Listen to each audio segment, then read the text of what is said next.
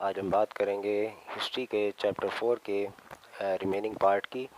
तो यहाँ पर हम देखते हैं, कल हम अबुल फजल के बारे में बात कर रहे थे, तो यहाँ पर उससे आगे बढ़ते हैं कि beginning in 1589 AD it took Abul Fazal 13 year of complete the Akbarnama. Akbarnama जो था अबुल फजल के द्वारा 13 वर्ष लगे थे उसे कंप्लीट करने में। 1589 से उसने स्टार्ट किया लिखना और 13 वर्षों में इसे कंप्लीट किया। उसने काफ़ी कुछ रिसर्च किया था, काफ़ी सोर्स जो थे वो कंटेन किए थे, काफ़ी इन्फॉर्मेशन जो थी उसने अपने टेक्स्ट में इकट्ठी की थी। अगर देखा जाए तो काफ़ी सोर्सेज इंक्लूडिंग यहाँ तक कि उसने हर एक इवेंट्स के बारे में, हर एक रिकॉर्ड के बारे में, ऑफिशियल डॉक्यूमेंट के बारे में, ओरल जितने भी टेस्टिमनीज थे उनके बारे में, जो भी नॉलेजेबल पर्सन थे सभी के बारे में अपनी बुक्स में लिखा है। अकबरनामा में उसको अकबरनामा को उसने 3 पार्ट में या 3 बुकों में लिखा है, जिसमें फर्स्ट 2 जो है वो क्रॉनिकल पर बेस्ड है और तीसरी बुक जो है वो आईनाए अकबरी के नाम से भी जाने जाती है। अगर हम आगे बात करें, जो पहला वॉल्यूम है उसमें हिस्ट्री ऑफ मैनकाइंड और अकबर के 13 साल तक के जीवन के बारे में वर्णन है। वॉल्यूम सेकंड में 46 रीजनल ईयर जो अकबर ने स्पेंड किए थे, जितनी जितनी जगहों पर उसने कॉन्क्योरर किया था वो सभी का वर्णन है। अबुल फजल की जो मौत हुई थी, the very next year of his become a witness of prince's Salim conspiracy.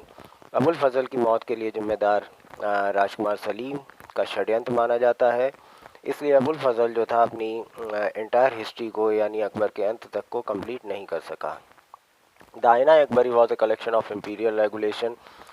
आईना अकबरी में जितना भी इम्पीरियल रेगुलेशन यानी जितने भी नियम कानून शाही थे उन सब के बारे में वर्णन है। जितने भी गजेटियर यानी उस समय के राजपत्र जारी होते थे उनके बारे में वर्णन है। इसमें देखा जाए तो उस समय की हिंदू और जैन, बुद्ध और मुस्लिम, यहाँ तक कि जो कंपोजिट कल्चर था उस सभी के बारे में वर्णन किया गया है। आईनाए अकबरी जो है वो पूरा डिटेल डॉक्यूमेंट है अकबर के समय का, कैसा उसका ऑर्गेनाइजेशन कोड का वर्क करता था, कैसे उसकी एडमिनिस्ट्रेशन आर्मी वर्क करती थी, कैसे उसका रेवेन्यू और डिपार्टमेंट वर्क करता था, कैसे वो अकबर जो था अपने प्रोविंसेस को फिज़िकली, कल्चरली और पॉलिटिकली हैंडल करता था।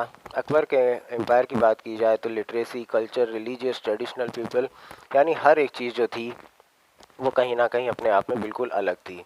It is famous for its reach statical detail. यहाँ तक कि आईना अकबरी और अकबरनामा में फुल डिटेल दी गई है कि उस समय की क्रॉप कैसी थी, क्रॉप यील्ड कैसे थे, उनके प्राइस कैसे थे, मजदूरी और रेवेन्यू सब कैसा था।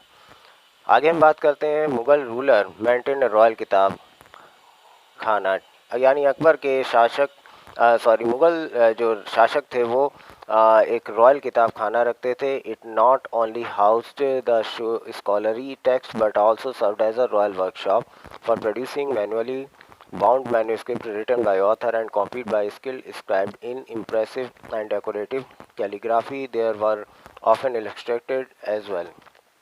तो इस किताब खाने में न सिर्फ स्कॉलरी टेक्स्ट मौजूद थे बल्कि रॉयल वर्कशॉप भी उस समय की मौजूद थी और जितने भी मैन्यूस्क्रिप्ट थे ऑथर के द्वारा और जो उनकी कॉपीज़ थी जो कि स्क्राइब्ड की गई थी यानी किसी दूसरे की जो बुक्स थी उनको अपने हाथों से लिखा जाना, सब कुछ काफ़ी अच्छा होता था और ये जो सिस्टम था अकबर के समय तक काफ़ी वेल ऑर्गेनाइज्ड भी माना जाता था। ये चैप्टर यहीं पे ख़त्म होता है। आगे हम इसकी एक्सरसाइज और क्वेश्चन आंसर करेंगे। तब तक के लिए बाय एंड